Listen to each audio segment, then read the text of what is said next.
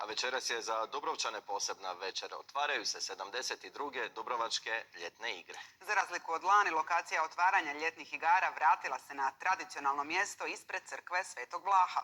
A na generalnoj probi bila je i Andreja Žarak. Kneže, na vašu smo zapovjed.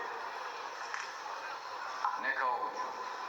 Na njegovu zapovjed glumci će grad zauzeti na 45 dana i na 13 najatraktivnijih dubrovačkih lokacija izvesti gotovo 70 programa.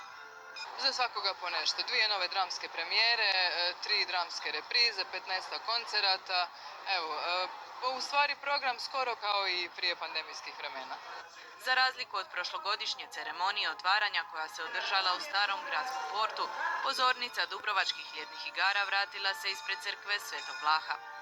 Pa prošle su bile krizne i očekujem baš povratak na normalno. Generalnu probu zbog epidemioloških mjera pratilo je tek 300 gledatelja. Ove godine izostala su dovikivanja i bacanje raznih rekvizita, a publika je glumce nagradila isključivo aplauzom. Mislim da publika ove godine nije bila dovoljno glasna, evo ni ja nisam svoje pomadore iskoristio. Meni je odlično. Baš mi je onako drugačije i posebno.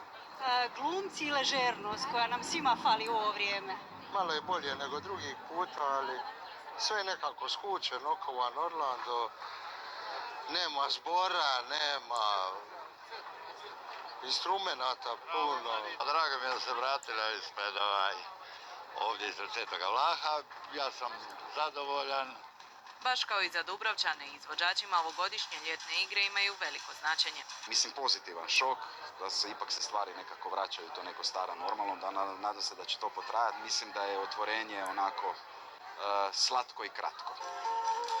Podizanjem zastave Libertas uz stihove Gundulićeve himne Slobodi otvorit će se 72. Dubrovačke ljetne igre.